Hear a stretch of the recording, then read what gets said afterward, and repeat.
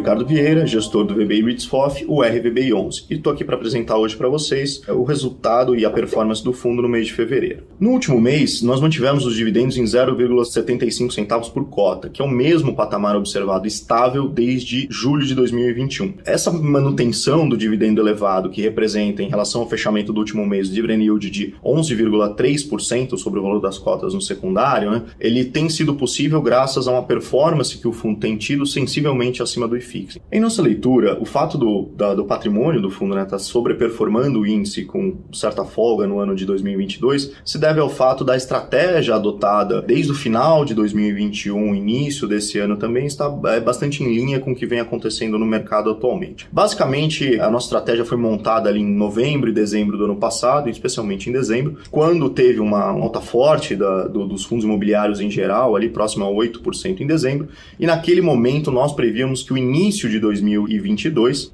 seria um tanto desafiador. Primeiro porque a inflação permaneceria sob pressão e que finalmente a taxa Selic poderia atingir 2 dígitos. Então, apesar disso já estar precificado nas curvas de juros, quando a gente olha para o efeito prático sobre os fundos imobiliários, acontece muito em função de quando a taxa Selic se materializa em um momento de alta. Então, principalmente porque os fundos imobiliários, cerca hoje de 70% do volume negociado, ainda está na mão da pessoa física, e é nesse momento, quando a Selic de fato se torna mais alta, que a pessoa física, o investidor em geral, acaba tendo acesso a produtos de renda fixa que tem uma rentabilidade mais elevada. E aí, em função disso, ele acaba muitas vezes deixando a renda variável e os fundos imobiliários, em geral, para optar por ativos de renda fixa que oferecem a ele uma rentabilidade mais previsível, elevada, no caso agora com o aumento da taxa Selic. Na nossa leitura, então, era esse o cenário que se previa para 2022. A gente aproveitou a alta do mercado ali em dezembro para sair de posições mais líquidas e ir para posições mais defensivas, descorrelacionadas ao IFIX,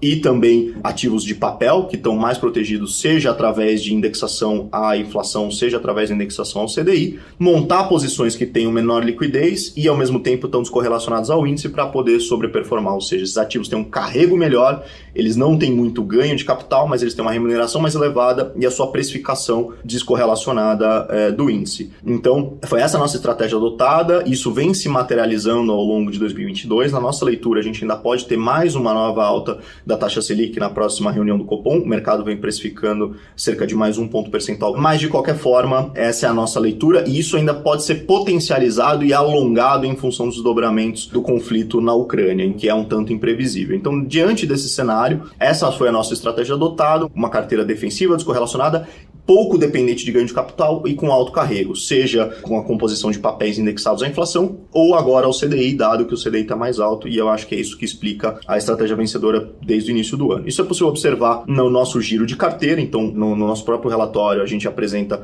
um gráfico no qual é possível ver que em dezembro a gente fez um giro de mais ou menos 8, 10% aí da nossa carteira, e desde o início do ano, em janeiro e fevereiro, pouquíssimo giro de carteira, praticamente nenhum, principalmente no mês de fevereiro. Então é uma posição defensiva, é o que se diz no mercado, às vezes não fazer nada é fazer alguma coisa de fato, é amadurecer a sua estratégia adotada em um determinado período, sem girar necessariamente a sua carteira. No tocante à previsão para o futuro, é manter essa estratégia, ir alocando pontualmente em fundos de tijolo que estão ficando excessivamente descontados e que tem um grande potencial de valorização no futuro, no momento em que houver, principalmente o fechamento da curva de juros, uma maior perspectiva do arrefecimento da inflação, e aí dali sim virá nesse segundo momento a geração de alfa, através do ganho de capital com esses fundos. Então nós seguimos balanceando aí esses dois pratos. No tocante à previsão para os dividendos, nossa previsão segue conforme informado no relatório de estabilidade, hoje dos 75 centavos, que é um patamar elevado de dividendo aí quando a gente considera o mercado em geral. Apenas cerca de 10% é dependente aí de ganho de capital realizado. Nós também apresentamos no nosso relatório quanto nós temos de estoque de ganho de capital não realizado, ou seja, a realizar, que no último mês, agora em fevereiro, encerrou em R$1,01, assumindo que a gente tem consumido aí um ritmo de 7, 8 centavos mais ou menos por mês aí na composição do dividendo. A gente tem uma perspectiva e a possibilidade de manter esse dividendo estável, ao menos